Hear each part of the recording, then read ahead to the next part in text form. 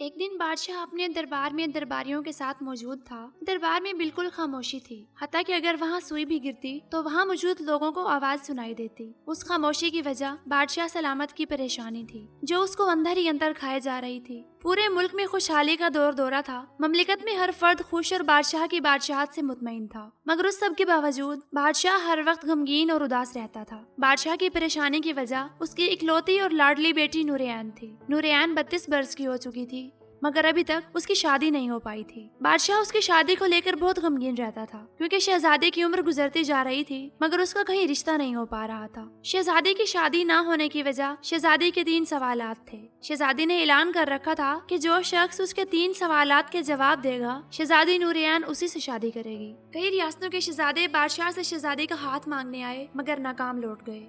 بہت سے ذہین و فطین لوگ بھی شہزادی سے شادی کی خواہش لے کر دربار میں آئے، مگر کوئی بھی شہزادی کے سوالات کے جواب نہ دے سکا۔ شہزادی کی عمر دن بدن ڈھلتی جا رہی تھی اور اس کے ساتھ بادشاہ کی پریشانی میں بھی اضافہ ہوتا جا رہا تھا۔ بادشاہ نے اعلان کروا دیا کہ جو شخص شہزادی کے سوالات کے جواب دے گا، اسی کی شہزادی سے شادی کروا دی جائے گی۔ بہت سے لوگوں نے یہ اعلان سنا، مگر سب لوگ ناکام لوٹ گئے۔ یہی اعلان اس شہر میں موجود اعظم نامی شخص نے بھی سنا۔ اعظم ایک پڑھا لکھا نوجوان تھا، دین کے ساتھ ساتھ دنیاوی امور میں بھی اسے کافی معلومات حاصل تھی۔ اس نے فیصلہ کیا کہ وہ دربار میں جائے گا اور شہزادی کے سوالات کے جواب دے گا۔ جب اس کے والد نے یہ بات سنی تو اسے منع کر دیا اور کہا، ہم غریب گھرانے کے لوگ ہیں، بڑی ریاستوں کے مالک آئے اور ناکام لوٹ گئے، تم کس طرح سوالات کے جواب دے سکتے ہو؟ تم تو انتہائی مفلس گھر کے بیٹے ہو۔ اعظم نے باپ کی ساری باتیں غور سے سنی، مگر اس کو خود پر پورا بھروسہ تھا کہ وہ شہزادی کے سوالات کے جواب ضرور دے پائے گا۔ اس نے باپ کو تسلی دی اور محل کی جانب چل پڑا۔ پورے شہر میں یہ خبر جنگل میں آگ کی طرح پھیل گئی کہ ایک غریب کسان کا بیٹا شہزادی کے سوالات کے جواب دینے اور شادی کی خواہش لے کر بادشاہ کے دربار میں گیا ہے۔ مقررہ وقت پر دربار لوگوں سے بھر گیا اور سب لوگ شہزادی کے سوال اور اعظم کے جواب جاننے کے لیے ایسے ہی بےتاب تھے جیسے یہ ویڈیو دیکھتے ہوئے آپ لوگ۔ اس سے پہلے کہ میں آپ لوگوں کو شہزادی کے 3 سوال بتاؤں، آپ سب سے ایک چھوٹی سی ریکویسٹ ہے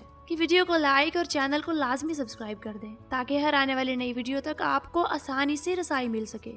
جی تو ناظرین، جیسے ہی بادشاہ سلامت اور شہزادے دربار میں تشریف لائیں، مجمع کو جیسے سانپ سونگ گیا ہو، ہر طرف خاموشی ہو گئی۔ بادشاہ سلامت تخت پر بیٹھ گئے، ملکہ عالیہ بھی محل میں موجود تھیں۔ آخرکار شہزادی نے اعظم سے اپنا پہلا سوال پوچھا۔ اس نے اپنی شہادت کی انگلی فضا میں بلند کی۔ یہ دیکھ کر اعظم کچھ دیر خاموش رہا اور پھر شہادت کی انگلی اور اس کے ساتھ والی انگلی فضا میں بلند کر دی۔ یہ دیکھ کر شہزادی مسکرانے لگی اور ملکہ نے نوجوان اعظم کو شاباش دی اور کہا، تم پہلا مرحلہ کامیابی سے طے کر گئے ہو۔ اب دوسرے سوال کی باری تھی۔ دوسرے سوال کے لیے شہزادی کرسی سے اٹھی اور اپنے پاس پڑی ہوئی تلوار اٹھا کر ہوا میں چلانے لگی۔ کچھ دیر بعد وہ واپس جا کر بیٹھ گئی۔ بادشاہ سمیت سب لوگ اعظم کے جواب کے منتظر تھے۔ اعظم اپنی جگہ سے اٹھا اور اپنی جیب سے ایک قلم نکال کر فضا میں بلند کر دی۔ ملکہ عالیہ نے خوشی سے نوجوان کو مخاطب کر کے بولا، شاباش، تمہارا دوسرا جواب بھی درست ہے۔ اپنا تیسرا سوال پوچھنے کے لیے شہزادی تیزی سے سیڑھیاں اتری اور واپس سیڑھیاں چڑھ کر اپنی جگہ پر بیٹھ گئی۔ یہ سوال مشکل اور عجیب و غریب تھا۔ ہر ایک سوچ میں گم تھا کہ اس سوال کا کیا جواب ہوگا۔ سب بے چینی سے پہلو بدل رہے تھے اور اعظم کے جواب کے منتظر تھے۔ آخرکار اعظم اپنی جگہ سے کھڑا ہوا اور اپنے دل پر ہاتھ رکھ کر شہزادی کی طرف دیکھنے لگا۔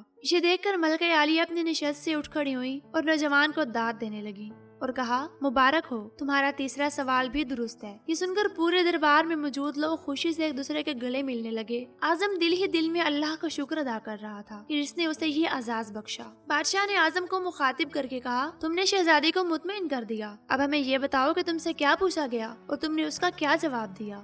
اعظم پر اعتماد تھا، بادشاہ کے پاس جا کر کھڑا ہوا اور بولا۔ شہزادی نے ایک انگلی کھڑی کر کے پوچھا تھا، کیا تم اللہ کو ایک مانتے ہو؟ میں نے 2 انگلیاں کھڑی کر کے جواب دیا، جی ہاں، میرا اللہ اور اس کے رسول صلی اللہ علیہ وسلم پر ایمان اٹل ہے۔ بادشاہ نے مسکرا کر جواب دیا، بہت خوب، جان کر خوشی ہوئی۔ اعظم بولا۔ اس کے بعد شہزادی نے تلوار چلا کر پوچھا تھا کہ کیا تلوار سے کوئی بڑا ہتھیار ہے؟ میں نے جواب دیا، جی ہاں، قلم کا وار تلوار کے وار سے زیادہ کاری ہوتا ہے۔ بادشاہ جواب سن کر خوش ہو گیا اور بولا، تم نے ثابت کر دیا کہ جاہ و جلال اور دولت کی علم کے سامنے کوئی حیثیت نہیں۔ اب یہ بتاؤ کہ شہزادی کا تیسرا سوال کون سا تھا؟ اعظم نے آسمان کی طرف دیکھا اور بادشاہ کو جواب دیا۔ شہزادی سیڑھیاں اتر کر اور پھر واپس جا کر تھک کر بیٹھ گئی تھی۔ انہوں نے پوچھا تھا، میں تھک چکی ہوں لیکن میرے جسم کی ایک چیز نہیں تھکی، بتاؤ وہ چیز کون سی ہے؟ میں نے جواب دیا، دل۔